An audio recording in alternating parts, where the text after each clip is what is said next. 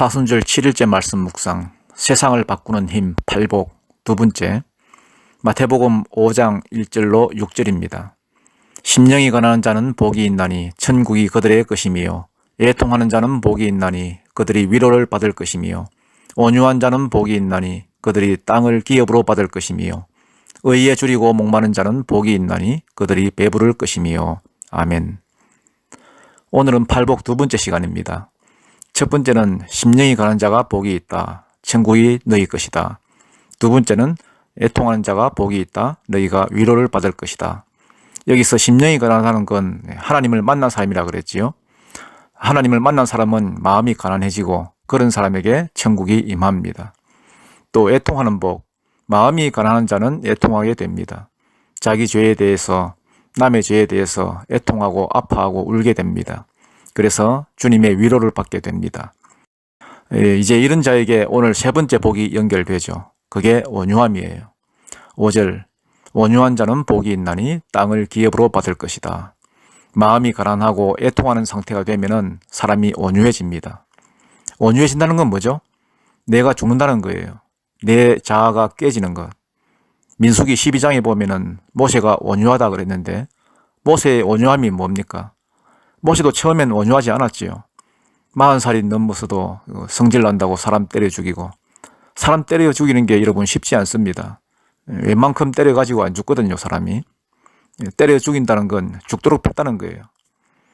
그런데 40년 동안 광야에서 양을 치다가 기다림을 배운 거예요. 내가 설친다고 되는 게 아니구나. 기다림을 배웠어요. 기다림이 왜 중요하죠? 하나님의 뜻을 담는 그릇이 되기 때문에. 기다리는 자만 하나님의 뜻을 알 수 있어요. 그래서 온유함은 기다림이에요. 인내하는 것. 그리고 자아가 죽는 거예요. 자아가 죽으니까 기다리지, 자아가 살아봐요. 어떻게 기다리겠어요? 기다림과 인내, 그게 하나님 앞에서 온유한 거예요. 마틴 로이드 존스 목사님이 이런 말을 했습니다. 하나님 앞에서 온유한 건 어렵지 않다. 그러나 사람 앞에서 온유한 건 어렵다. 그게 맞는 것 같아요. 하나님이 오셔가지고 너 죄인이다 그러면 대부분 인정해요. 맞아요, 전 죄인입니다. 그런데 어떤 사람이 와가지고 당신 죄인이지 그러면 기분이 나빠요. 네가 뭔데 나한테 죄인이라 그래. 그래서 하나님 앞에서 온유하기는 쉬워요. 하나님은 보이지 않으니까. 그런데 보이는 사람 앞에서 온유한 거는 진짜 어렵다는 거예요. 누가 옆에서 내 안 좋은 면을 보고 지적해주고 충고해주면은 내가 이런 부족한 면이 있었구나. 철저하게 짚어주니까 고맙네. 하나님 앞에 회개하고 나아가야지. 이렇게 하고 받아들이면은 그게 온유한 건데, 근데 그것 가지고 열받아가지고 너는 더한 것이 이러고 공격적으로 나아간다면은 그건 온유함이 아니죠. 온유함은 어디서 나온다 했습니까? 마음이 가난할 때, 애통해야 할 때. 마음이 가난한데 어떻게 화를 내요? 애통해 하는데, 우는데 어떻게 화를 내요? 공격이 안 되는 거예요. 불을 붙이려고 하는데 축축하게 젖어 있는데 어떻게 공격이 되겠어요? 그게 온유함이에요. 그런 사람에게 땅을 기업으로 준다는 거예요. 온유한 사람이 땅을 차지합니다.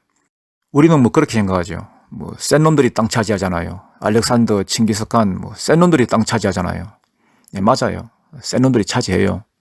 센 놈들이 땅 다 차지하고 있다가 온유한 자에게 넘겨줘요. 마지막에 차지하는 것은 온유한 자들이에요. 여러분, 온유한 자 되십시오. 땅을 기업으로 받을 것입니다. 저는 우리 교회 성도들이 다 온유했으면 좋겠어요. 땅 부자들이 되면 좋겠어요. 예수님도 온유하셨잖아요. 십자가에 달려서 힘 가진 자들이 야 내려와봐 내려와봐 조롱할 때 아마 저 같았으면 몇 번은 내려왔어요. 내려왔다 임마. 그래서 십자가를 뽑아가지고 십자가로 두들겨 패고 밑에는 또 뾰족할 것 아니에요. 그거 가지고 찌르고 이빨 옥수수 다 털어버리고 피바다로 만들어 난 다음에 다시 꽂아놓고 올라가서 엘리 엘리 라마 사박다니 아마 이럴 거예요. 온유하지 않으면 땅뿐만 아니라 아무것도 얻지 못합니다. 모두들 온유함에 복이 있기를 축복합니다. 이제 네 번째는 의에 줄이고 목마른 자가 복이 있다. 저희가 배부를 것이다. 배부름의 복이에요. 고기도 먹어본 사람이 먹는다잖아요. 동남아 가보니까 걔네들은 두 끼 먹던 사람들이기 때문에 세 끼를 같이 먹으니까 힘들어 하더라고요. 회 좋아하시는 분들 많지요. 근데 회 안 좋아하는 사람에게 회를 갖다 주니까 회를 못 먹더라고요. 그 비싼 회를 사다 주면은 끓는 물에 집어넣고 끓여 먹어요. 그래서 왜 저러나 그러는데 아예 맛을 모르는 사람은 모르는 거예요. 여기서 의에 줄이고 목마른 사람은 누구냐 하면은 하나님의 은혜와 영광을 맛본 사람들이에요. 배불렀던 경험이 있는 사람들이에요. 그런 사람들은 계속 그걸 찾는 거예요. 줄이고 목마른 거예요. 모세가 그랬잖아요. 하나님의 영광을 가장 많이 맛본 사람이 모세인데 기도 제목이 뭐냐 했더니 주의 영광을 보여주세요. 하나님의 영광 더 보는 게 소원이었어요. 영광을 받던 사람이 그런 기도하는 거예요.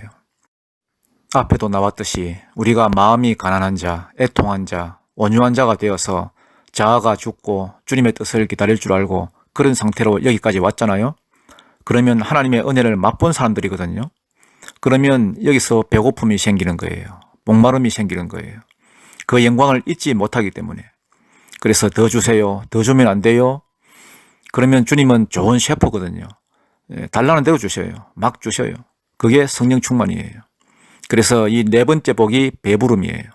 이미 배불러 본 경험이 있는 자에게 주시는 복, 목마름의 복이에요. 세상적인 것에 대한 목마름이 아니라 하늘의 신령한 것들에 대한 목마름, 목마른 자에게 배부르게 채워주십니다. 그래서 교회가 밖에 나가서 전도하고 봉사하고 하기 이전에 먼저 해야 될 게 뭐냐? 배불러야 돼요. 영적으로 충만히 채워져야 돼요. 목사가 할 일이 그겁니다. 성도들로 배부르게 하는 거예요. 기도로 말씀으로 배부르게 먹여야 돼요. 그러면 성도들의 상태가 좋거든요. 포동포동 살이 붙고. 그러면 밖으로 뛰쳐나가는 거예요. 다섯 번째 복이 와요. 사명 감당하는 겁니다. 섬기고 헌신하고. 내가 배부르지 않고는 섬기기 힘듭니다. 곳간에서 인신난다 하잖아요. 영적으로 풍성해져야 섬김이 나옵니다. 그래서 하나님의 신령한 것들을 많이 맛보고 누려야 됩니다. 그래서 배부름의 복이 있는 여러분이 되시기를 축복합니다. 이제 기도하겠습니다. 사랑의 주님, 우리가 주님의 은혜와 영광을 맛본 자들로서 하늘의 신령한 것들에 대한 목마름이 있게 하여 주옵소서. 우리가 너무나 세상 것들에 취해서 그것만 갈구하는 것이 아닌지 돌아보게 하시고 세상에 썩어질 것들보다 영적인 것들을 사모하게 하여 주옵소서. 주님의 영광으로 배부르게 하시고 거기서 힘을 얻어 사명 감당하는 주의 일꾼으로 삼아 주옵소서. 예수님 이름으로 기도드립니다. 아멘. 찬송가 309장 목마른 내 영혼 찬양하겠습니다.